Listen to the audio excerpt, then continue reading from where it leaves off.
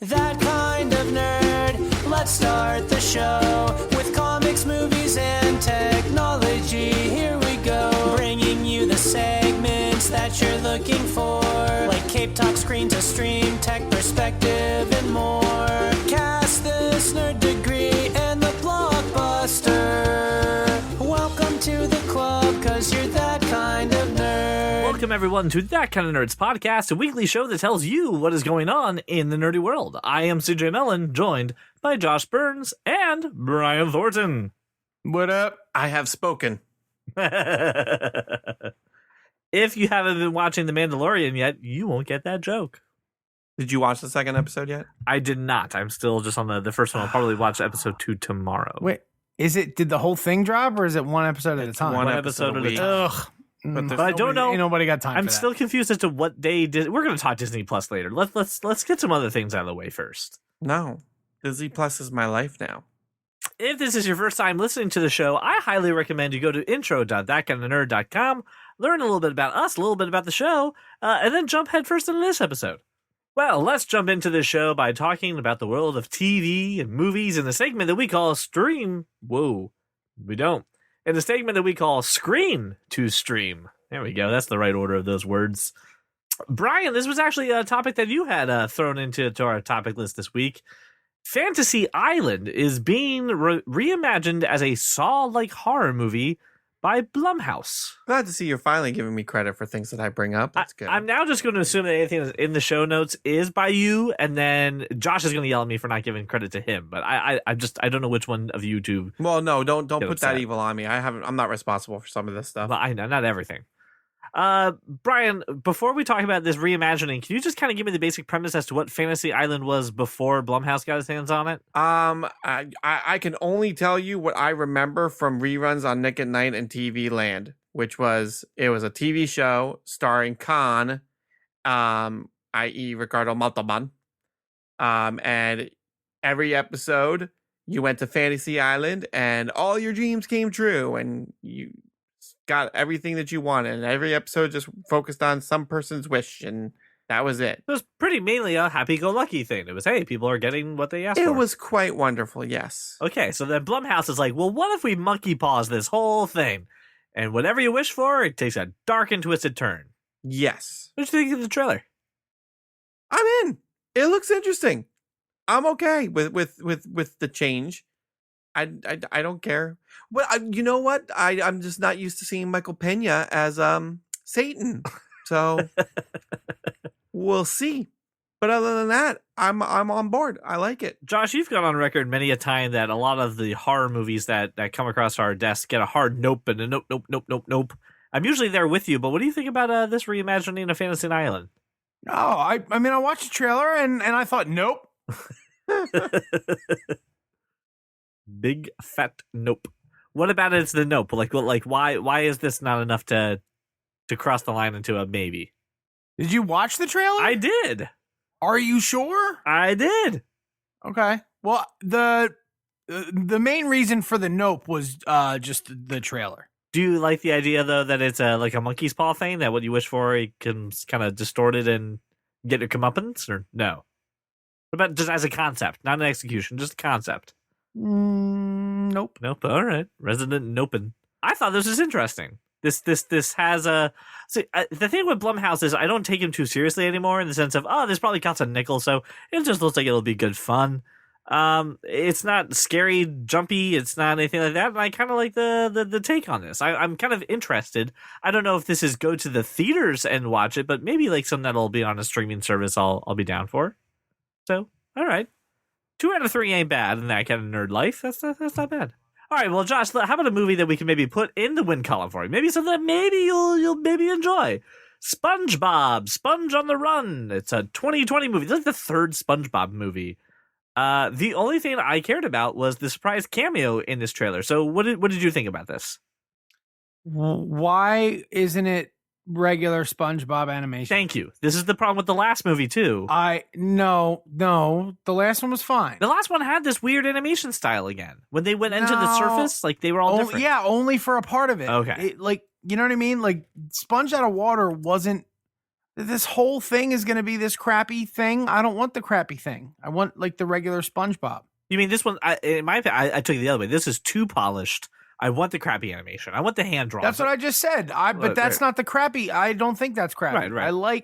I like the regular SpongeBob animation. I don't want this one. Yeah, I don't I haven't showed it to my kids yet, and my kids like SpongeBob, and I don't know if they're gonna like this because it's different. This isn't normal SpongeBob. And then of course, because it is the year of our Lord of 2019, it's Keanu Reeves cameo time, who of course makes an appearance as a sage who is made of sage, whose name is Sage. That's right. Which I thought was a beautiful cameo. Yeah, well, I mean, anytime you get some Keanu Reeves in there, it's gonna be good. I don't have any problem with SpongeBob. Like, I really like SpongeBob. I wish the animation was the regular animation. I do too. So I mean, this is coming out in May of next year, so we definitely got a lot to see. But I really, really, really hope that Gary Come Home, the song, is in this movie because it's a beautiful song and it deserves its spot and it deserves to be in a movie. But yes, please give me the original animation style. Oh my God! Hold on, we gotta wait for Brian. Since we're talking about art designs, right, and bringing back the original art design, we got an updated design for Sonic the Hedgehog in a brand new trailer. And God Almighty, this is the movie I was looking for. This is what I needed.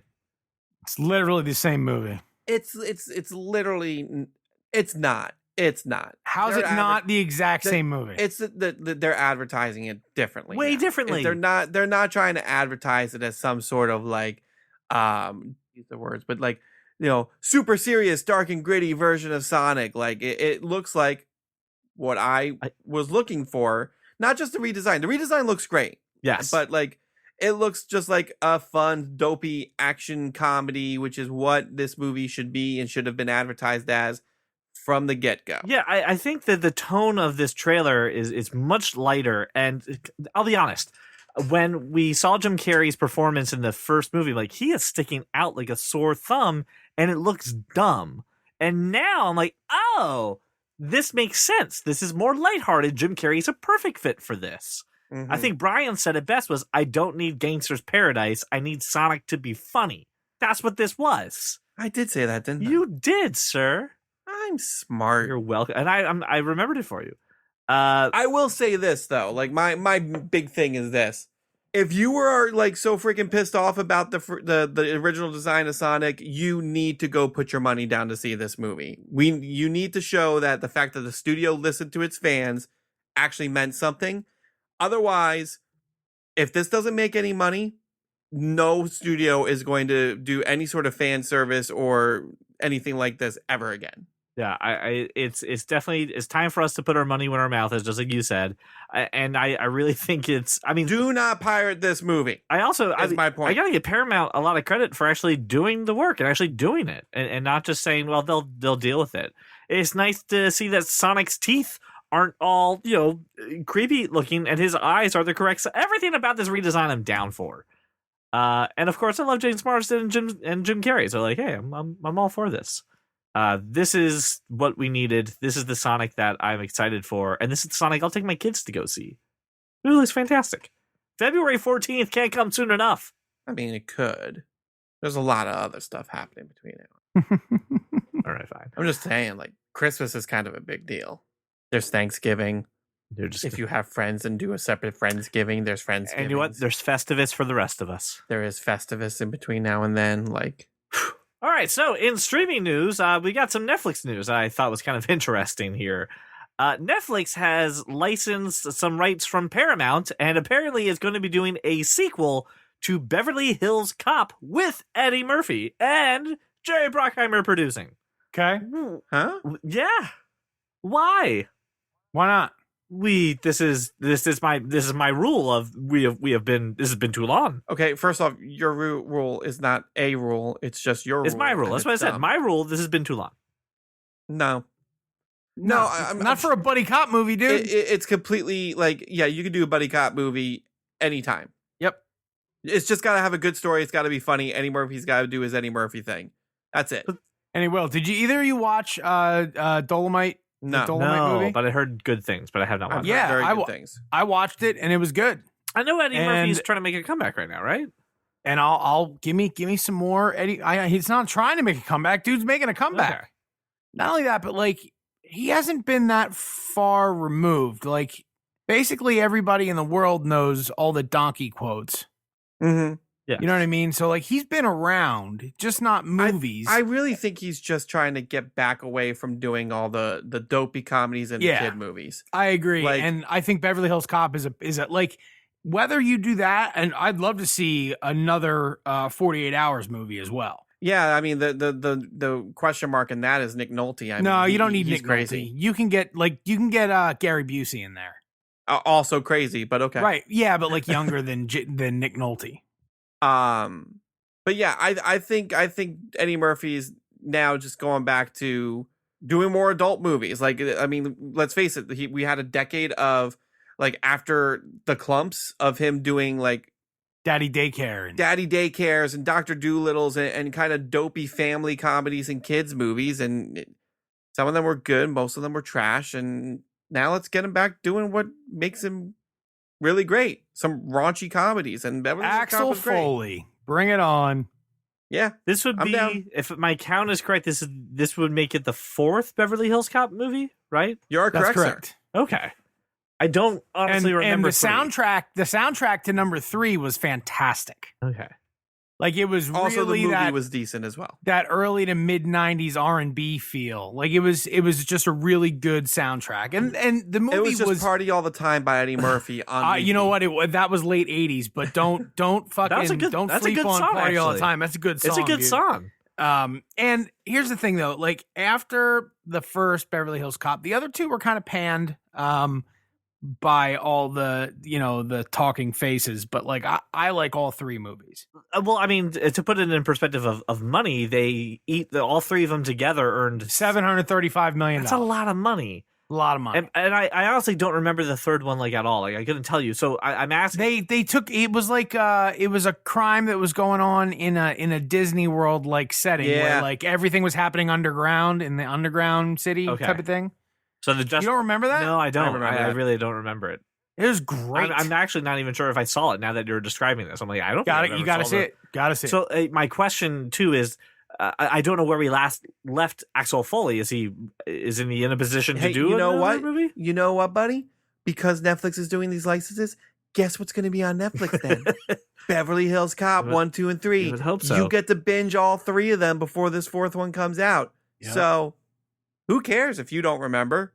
He is still putting bananas in tailpipes wherever he goes. I'm not going to fall for the banana in the tailpipe.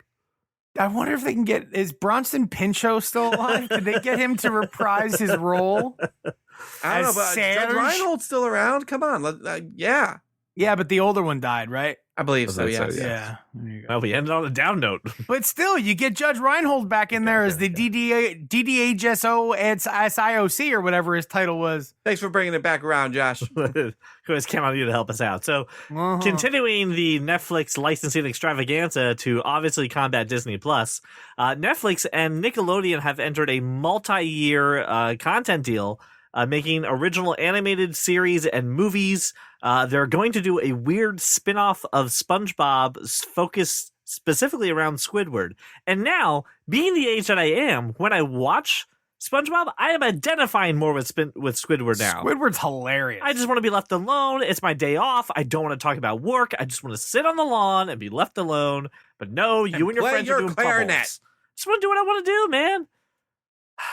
But there's obviously been a lot of things going around right now. I know they did Rocko's Modern Life. I know they did Invader Zim. I think you watched both of those things, Brian. I mean, did they work out? Did they keep up? Was the nostalgia enough to drag you in? Rocco was good. It wasn't great. Invader Zim was great.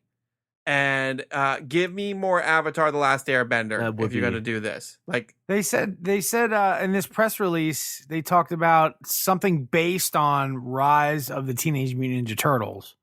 But I never watched Rise, so I don't know. No, Rise is the shitty one that you know the animation style we didn't like. Broke out all of your turtle knowledge for. Yes, got you. So yeah, no, fuck that. You did know a lot about turtles that episode. You knew an inordinate amount of information about turtles. Sometimes you got to know things about turtles. But yeah, I mean, other than that, like, yeah, sure, go for it. There's so many studios doing these exclusive deals with streaming services now. It's the wave of the future. So, yeah. So my question though is, if Nickelodeon is going to team up with them, obviously you just kind of mentioned a few things. What else does Nickelodeon and Netflix need to do to kind of More earn? Avatar: The Last Airbender / Legend of Korra. Okay, I'd like to see a Labradoodle. new, like an up-to-date Inspector Gadget series. oh, Netflix already does that. What? what? Netflix does a computer animated Inspector Gadget series. What? I will find a trailer for you. Is Hold on. it good? I've never watched it. I've never even seen it. I haven't even Seen heard it of this. on the thing. The only thing I see gadget related is that stupid movie. Listen, yeah, I don't is- mind that movie, and I was No, the besmirching the movie was name bad. of. Hey, are you ready? Are you ready for this? Yes. I'm looking at a trailer for season 4. Yeah, but that doesn't mean 4 years. That just means they just pump out a shit ton of seasons. I think Trolls is on season 5, and that's impossible. Well, animation is the way animation Fickle. works is. For me, I would like to see more Hey Arnold. I think if you could pull some of that in there, please don't Yeah. touch the Rugrats. You've already done enough. Leave them the hell alone.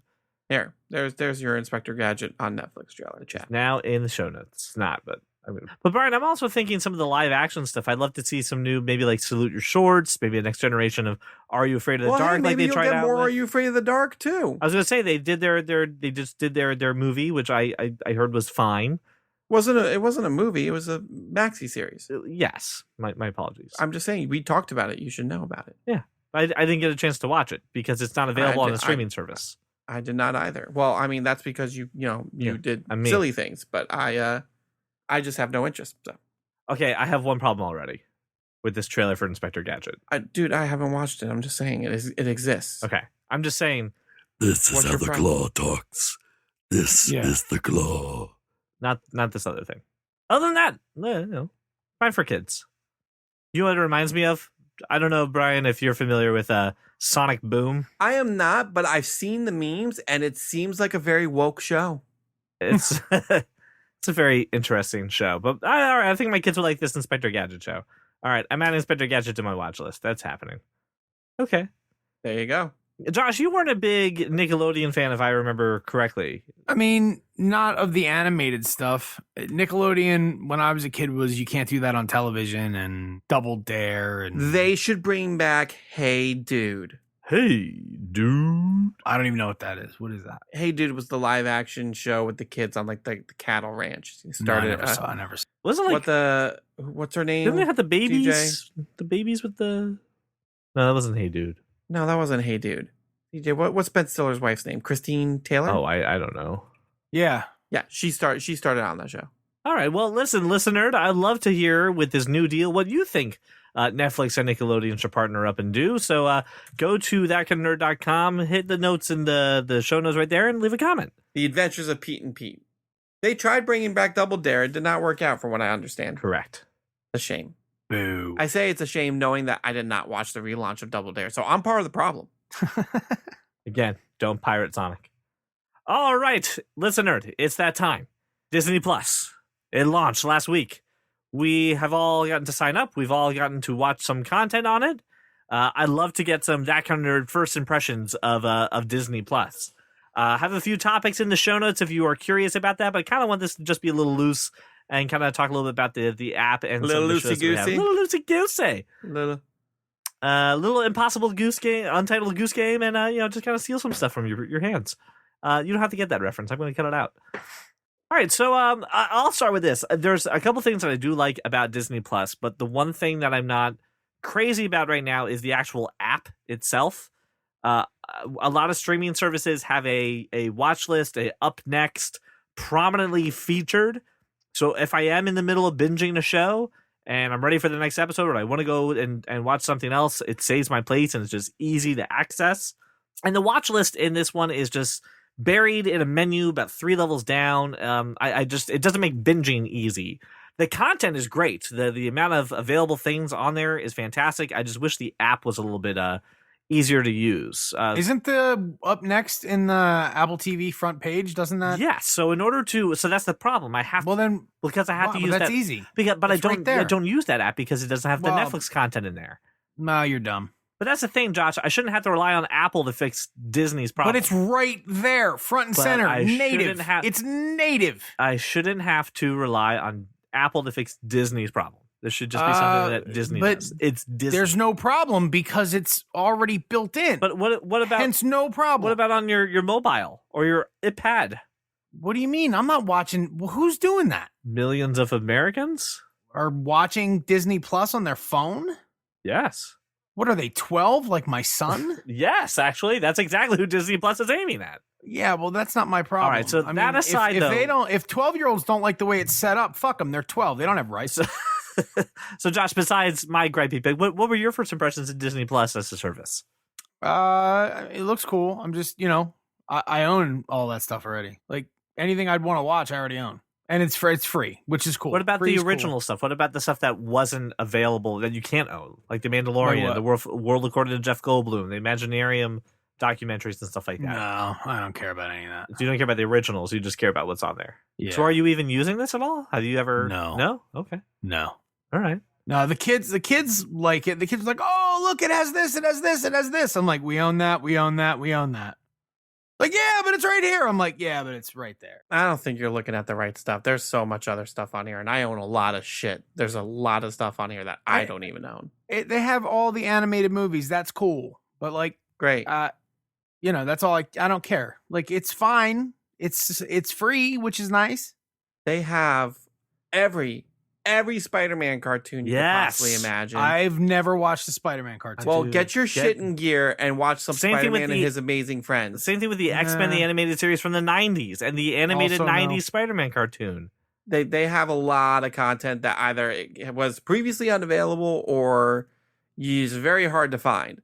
So, yeah, there's a lot of content on here, and I am all for it. I've been watching Tailspin because why not?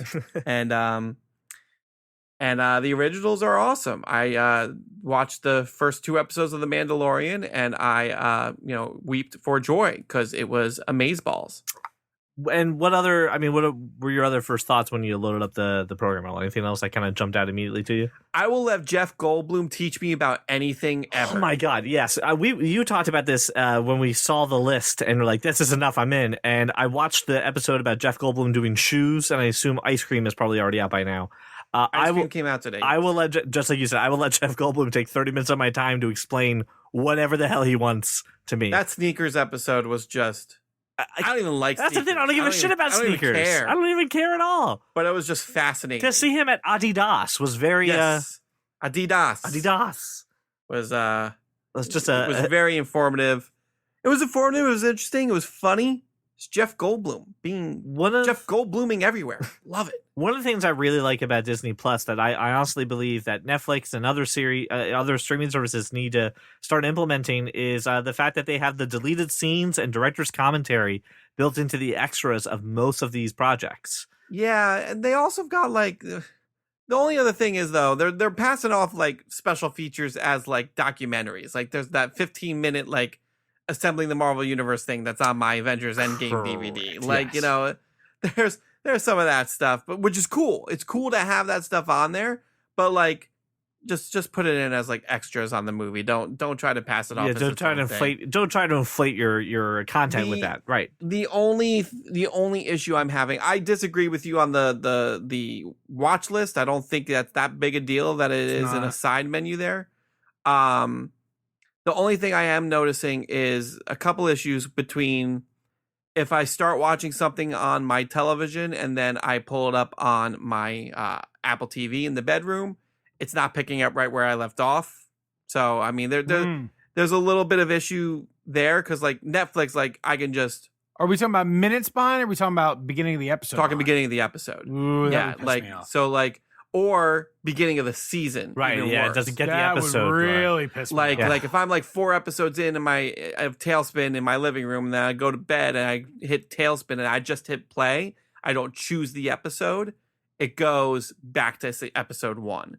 Okay. So Four that is my episodes in a only tailspin. issue. You could be 2 episodes into Doctor Who. Once again, you don't know whether or not I'm making progress or not. I have not divulged that information. I'm just assuming you're not. So That's I mean, that's not true. Doesn't matter whether it's here or there. That's going to be my assumption. Okay, I was that's fine. I can't fall asleep to Doctor Who. I can fall asleep to Tailspin. I just give up on it. Josh. Laura Burns would absolutely disagree with you. She can fall asleep to some Doctor Who. She can. I cannot. I would have to pay attention. Here's the other thing too. I did not come from a Disney household. I was not raised on Disney, so I don't. Unlike you two, I don't own a lot of this stuff. It's because they only had like the original Snow White in the bunker where you were raised. Mother Russia, the snow is not white; it is dark gray. You'll deal with it and eat yellow snow. Makes you stronger. Yes. He had to fight Siberian saber-toothed tigers just to get it to Snow White VHS. But Josh, for you, like this is going to be close to blasphemy. But I've never seen Sword in the Stone. Get the fuck out of here! It's on my watch list. And the other part too was I forgot about some of the movies that are still that are under the Disney umbrella, right? And we talked about the 90s Spider-Man being one of those things. Like, oh my god, I love that so much. And I have a bootleg of it, but it's terrible. And then I had a really nice memory just come up to me. It was going through like nostalgic movies, and I saw Rookie of the Year. Yeah, Laura said the exact same thing. Yeah, She's I like, saw it's Rookie so of the Year on good. The there. kids have never seen it. The kids are like, this is. And also saw a kid in King Arthur's Court was on there too, I think. But Rookie of the Year for me was the first movie that my grandmother took me to. So like it's like one of the first movie theater experiences I remember, and I'm like, oh my god, I totally need to rewatch this movie. It comes on, and the equipment manager, is Stern. He starts talking, and then I'm in the corner, like I'm in the other room yelling Rosenbagger, and then nobody's getting what I'm saying. The kids are like, what? And I'm like, the manager keeps calling him by a different name. Good movie. The thing that they did say is that Disney Plus, unlike Netflix, will not be having a rotating slate of licensed content. So things should, because they own it all. Why should they rotate it? They don't have to pay for it. So funny that you brought that up there, Josh, because we obviously had some friends who don't live the iPhone Apple life, who rock Android devices, who said the first time that they logged on to Disney Plus on their Android device, they got a small ad for Stars, because currently that sucks to suck. Some of the Marvel movies are currently exclusive to Stars. And Disney and Stars made an agreement that they would go ahead and run a small ad to maybe get some Star subscriptions for the Disney Plus people. Now, if you're living the Apple life, I don't know what deal was struck to say, fuck that shit, but they don't allow that on iOS. Because Apple was like, I don't fucking think so. I gotta say, no, thank you.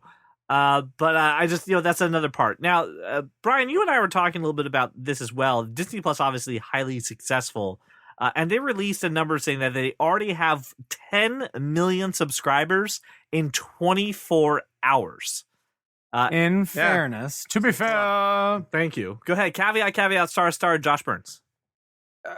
They gave away free subscriptions to anybody who's either A, bought a select number of Apple devices, or B, has a Verizon Unlimited plan. And not only that, there's a shorter, Brian, wasn't there a shorter free trial period as well? 7 days.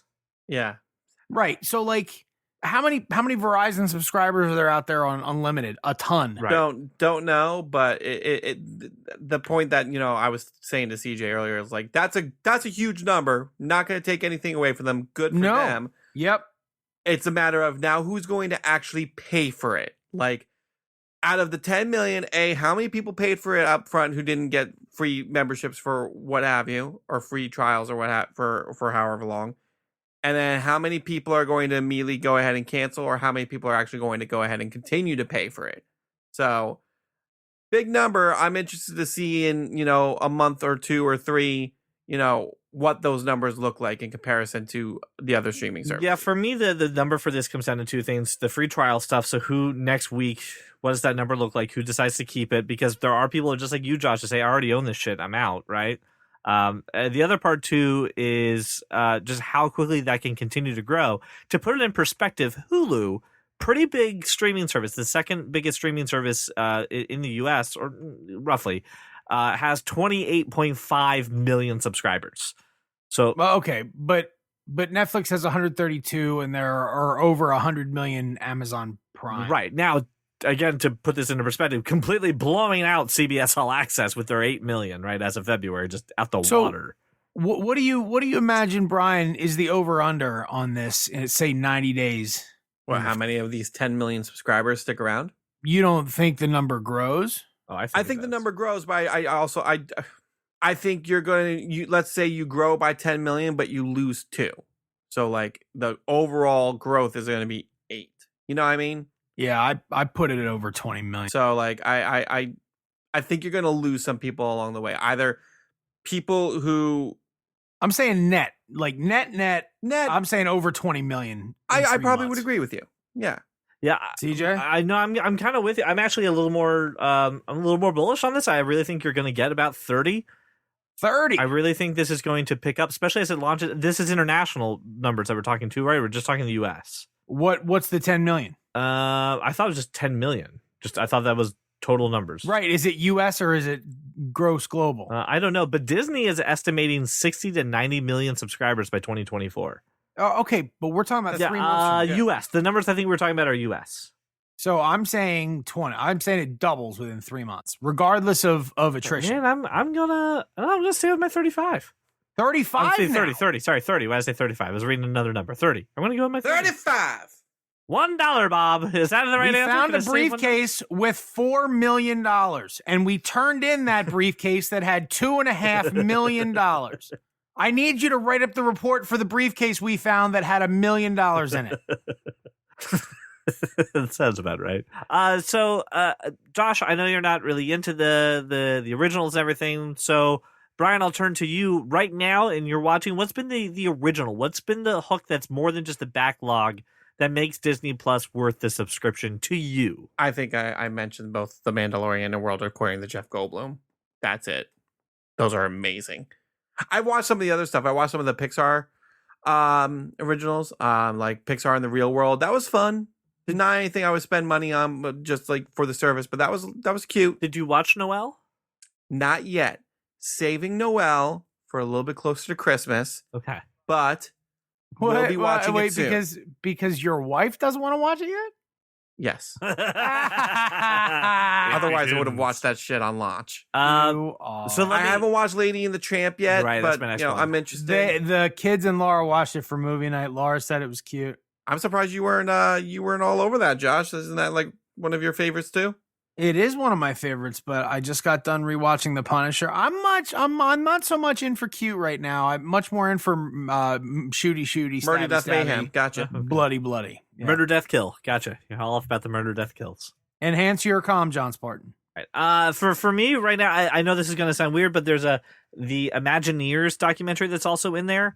I put it on my watch list. I haven't watched it. Dude, the first episode, it's actually incredible the amount of work that obviously went into this. You kind of know it, but then you see it and you listen to people talking about it, and you just realize it's much bigger than you ever think. I found that utterly fascinating. I know I'm the only one who did in my house. None of the Marvel stuff has dropped yet either. Like no, not the What If, not the WandaVision, right? But for right now, I really would say it's the back catalog.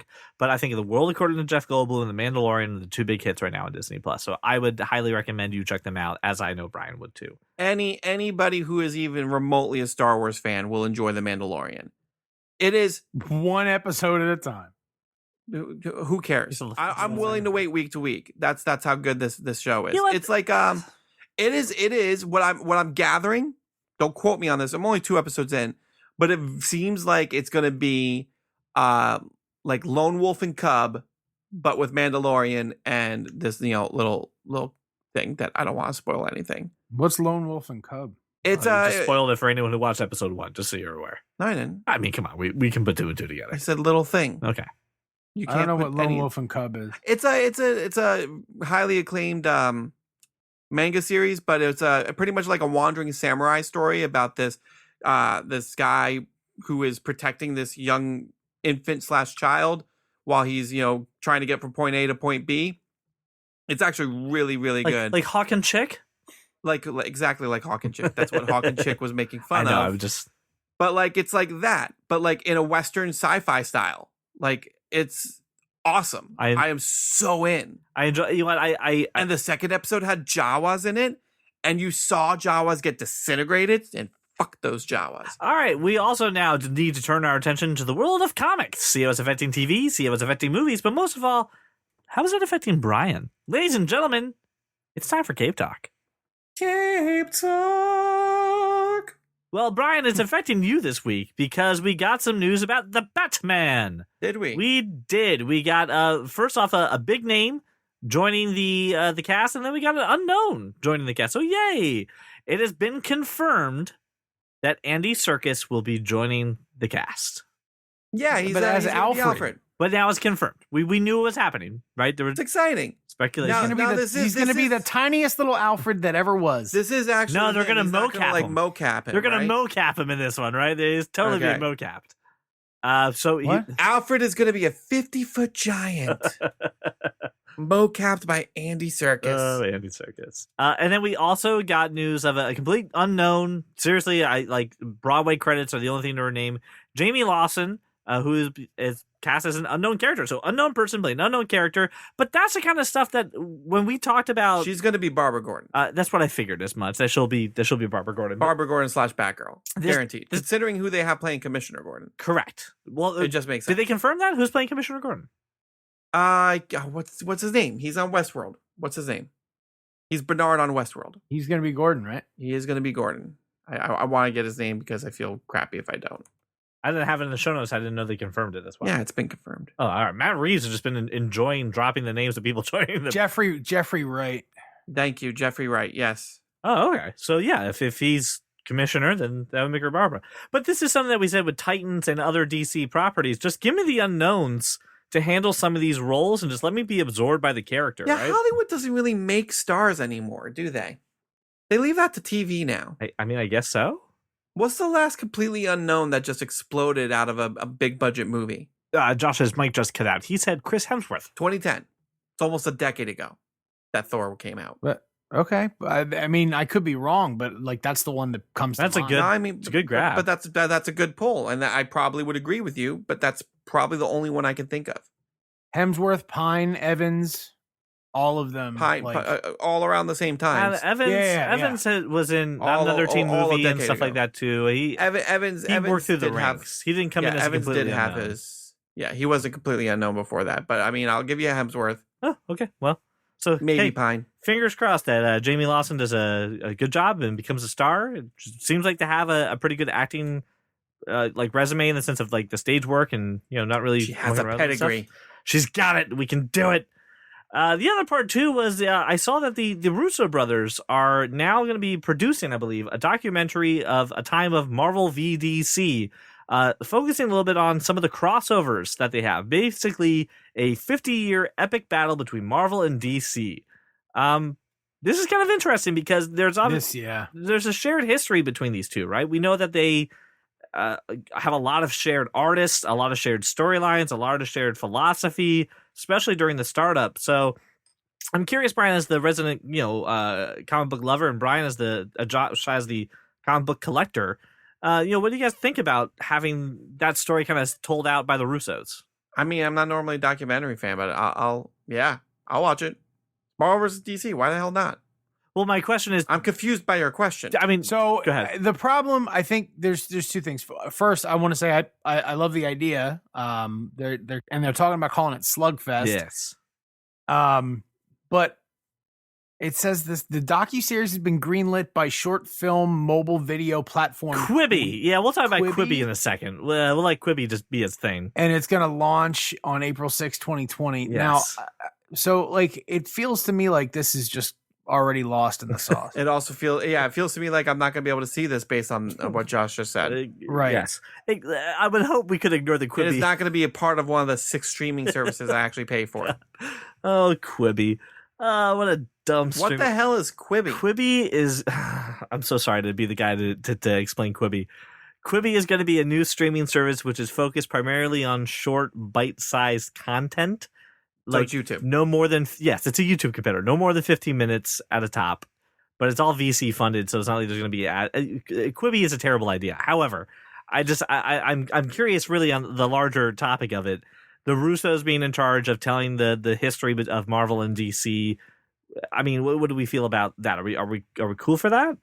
Sure. Okay.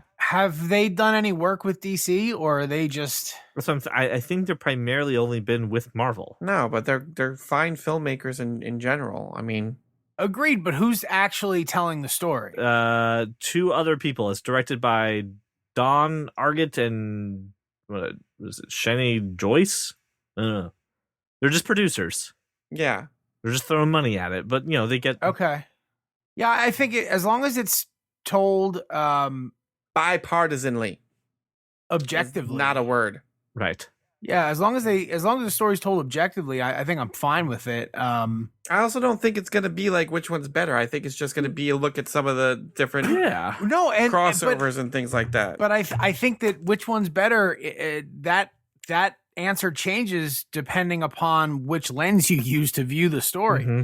Like if you're looking at it from a comic book lens, that's a tough call. Like it's hard to argue almost anything other than say Spider-Man is better than Batman or Superman. I absolutely can argue that, but it also depends on what year we're talking about. Well, no, but think about it. Just as characters, right? Like Spider-Man, okay, big giant, whatever. Batman, Superman, Flash, like those characters in books are just, in my opinion, better than most of what Marvel's done. I'm signing off. Well, here's my question. Do you think that most people who would be interested in this topic, right? Ignore the Quibi thing. Let's just say this came out on a platform people cared about. Do you think most of the people know this story and will be kind of go, oh my God, really? The same people worked on both houses? Or do you think that they think that it's just been a polar fight from the beginning with no cooperation and no shared experiences between them? Do you think people are going to get anything out of this? Or is just going to dig the trenches a little bit deeper, just on the topic itself? That was a really convoluted question. Very convoluted question. Like, I don't. What are you trying Who wants to say? to rephrase? I don't know. I don't even know what you're trying to say. Two-part question. Do you think that most people know the history of Marvel and DC and the amount of collaboration that existed between them? No. Because nobody gives a shit about the comic books. Okay. Except for me. You're not the And only sometimes Josh. All right. Then if this is told with an objective lens, do you think this will help this Marvel versus DC rift to show, hey, we're not that different, you and I, we all have commonality? Or do you think this could possibly continue to drive the wedge between the two big platforms? The problem is, I'm confused by what wedge you think exists. Yeah, I don't think there's a wedge. I think if you ignore the comic book lovers that you guys are and just kind of go into any forum on the internet ever and say Marvel DC and run away. No, the problem again is that people don't. All right, you want to cut the question or cut the question? No, I don't want to cut the question. I think it's a valid question, but I think that most people they only know the movies. They don't know anything else. Mm-hmm. And like the creative genius that went into both of these production companies, I think I don't think you can say which one's better. So, they did things differently. Let me rephrase the question. I think to really kind of get at the heart of this. No. Don't rephrase the question. Just let's put it this way. You make the comment that go ahead and go into any forum and pick Marvel DC and, run away. But the fact of the matter is the people who are arguing this are the people who are comic book fans who know the history, who also know the collaboration. So it's just they feel strongly in one camp or the other. But I may be very firmly in the Marvel camp, but I will also definitely talk about how good, the good things that DC has done. You're talking about a platform that's been around for 80 years in some cases. Like, they all both have their ups and downs and their good things and their bad things, and their good characters and their bad characters, and their good storylines and their bad storylines, and their good movies and their bad movies. Like, I don't think there's any wedge in between. I don't think any actual, fan of this medium has any sort of delusions that one is better than the other, just that they feel more strongly and more connected towards one than the other. That's fair enough. Good. That's it. Oh, right on then. Now, listener, I'd love to hear your idea of just this concept of this Marvel vs. DC and kind of showing off the history a little bit. Let's ignore the Quibi thing and tell me if you're interested in this, right? And see if it's something you would like to watch. Now, let's end this show with my favorite hobby, where we go around the internet. I find the weird, I find the obscure, and I ask these two yahoos here for their tech perspective. A few months ago, we had talked about some data that I got from Spotify, right? saying, hey, what do listeners of That Kind of Nerd like to listen to on Spotify? And we had a good time kind of seeing those that information. Well, Apple finally catching up to something that Spotify does in general, has released a replay playlist that shows you your top songs of the year. But when you download it, which you have to do it on the web for some reason, they give you the last, 5 years of Apple Music data from what I've got here. Has Apple Music even been around for 5 years? Has it been that long? I don't think it has. Beats. I think they take it all the way back to when it was Beats. Maybe. Music. I have the stuff from 2015 that I have on my playlist is not stuff I listen to on Beats. So maybe it takes some of the iTunes data in count too, because it's pretty accurate. I was curious if you guys got to look at this and if you had anything kind of remarkable that you wanted to share. I will say this, as a father of 2 young children, God damn them, because they totally messed up my metrics. Trolls is everywhere. And the one year when I went to go see Hamilton is just all over this thing. So wish the variety was a little bit better. But other than that, this is a pretty cool thing. I didn't do anything with it. Well, I figured you don't care about music. Correct. Wait, I'm looking at it should be in my library, right? You have to add it first. So you have to click the link in our show notes. It'll help you it'll direct you to the website from Apple, which I'm going to fix right now. So you go to replay.music.apple.com, sign in with your Apple ID. This is an official Apple website, so it's okay. And then it should, let you add it to to your playlists. Yours load up there, Josh? So, Brian, I know you don't really care about music at all, so obviously this isn't a big topic for you. But, Josh, I know that music, you and I have kind of a similar relationship to music, and I know sometimes it kind of serves as a time capsule. So I'm curious, do you have any big takeaways from this tool? Well, let's give me a second. Let me see. 2019 replay. No, it's so here's the problem, right? Nope. It's so I use this. You're not going to include, but I use Apple Music as sleepy time. So sure. There's a lot of white noise in here. Okay. And a lot of Pink Floyd. They're all right. Here's what I'll say about it. Other than Pink Floyd, which I play a lot when I go sleepy buys, right? Mm-hmm. So all of my top 25 songs are Pink. But other than that, yeah. So songs that I've played a ton that I love, they're in there. I see them. It's great. And I wish there could be something a bit more contextual. Yeah. And than what we've got here. But I like it. It's good. It's just taking play data and spitting it back at me. So there's nothing really there's nothing great. Yeah, I got it gives you a little stat too. When I'm on the website, it's hey, keeping track of all the 207 hours of music that you listened to this year is hard work. So we did it for you. And these songs are now in one playlist, updated weekly, it says Josh, for that one. I have 409 hours of Pink Floyd. Right, because you listen to it when you go to sleep. I think it's a great concept. The execution's a little lacking. I think I'm with you on context would be important. Hey, if you it's if they filtered out the anomalies, right? Mm-hmm. Then they'd see that I have 32 hours of Billy Joel, 28 hours of Tool, 22 hours of Brand New, 20 hours of Weezer. That seems contextually more important. Where are you seeing that part where it tells you how much time you listen to the artists? That's it. At the bottom of my thing. Are you on the phone or are you on the... I'm on the site. Oh, okay. Well, I didn't add it to your Apple Music. No, I'm just on the site. Interesting. Yeah, I think the other problem for this too is that it's a little inconsistent. And then the personal top 10 albums. So the Teal album by Weezer, Trench by 21 Pilots, Reanimation by Linkin Park. That's a good album. Bank on the Funeral by Matt Mason, and the Crow soundtrack are in my top 10. Oh, there it is. Okay, yeah. Go back in time. Let's see if 2018 is more relevant. You listened to 39 artists so far. Oh, okay, so it's actually this is again another kind of criticism for this. The website way better than just adding this to your Apple Music list and just running away screaming. This does pretty cool. All right, it's better on the website. Yeah, and yeah, I'm fine with it. It's just Spotify does it better still. Okay, Well, we can only hope. I don't use Spotify. I know so you don't. wouldn't know. Every time I showed this to somebody who didn't have Apple Music, Spotify has been doing this since like launch day, and they do it way better. I was like, oh, okay, well for that. But curious listener to hear what came up on your top songs, and maybe if you have anything in common with us, we continue to bond over our music. I would again recommend checking out intro.thatkindofnerd.com, hear about what our top 5 albums were, and learn a little bit about us. That was a pretty cool experiment. So hey, Apple, you tried. I appreciate it. Anything anyone has to add? Nope. Oh shit, I do. Hey Brian, this Yes, completely slipped my mind, but obviously.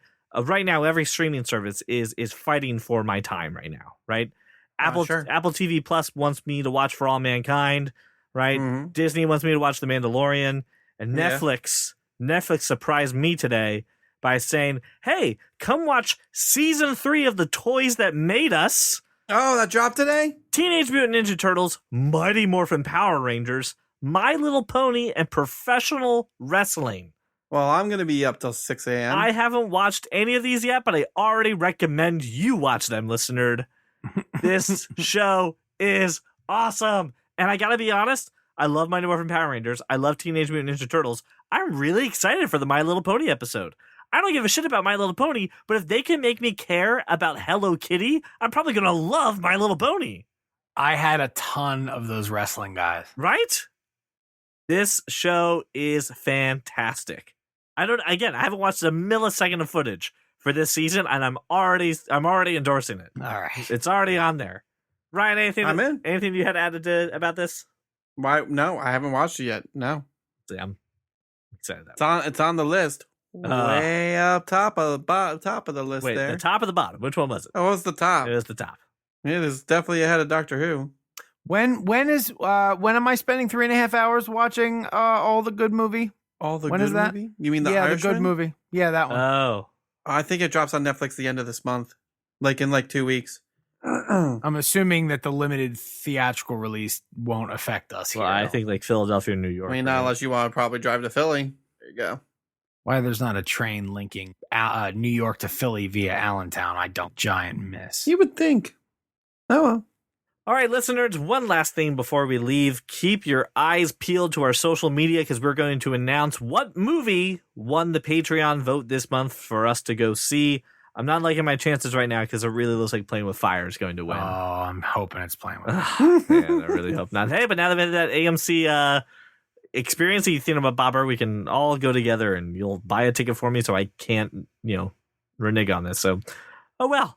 All right. Well, listener, thank you so much for listening to us, making us your walk around your neighborhood or your drive to work. Hope you have yourself a wonderful week, and we will see you on the next episode. Well, welcome to the club, because you are that kind of nerd. I would just like the record to reflect that today I do have a seltzer. So order is restored to the podcast. I'm drinking my Polas. Life is fine. Exciting. Well- I don't have any. I do not care for your Bublé. It was not very good. I love Michael Yeah, Bublé, but We've Bublé already was- established how bad your tastes are. Well, we obviously established that you need to secure the shit on your desk. And that was under my desk.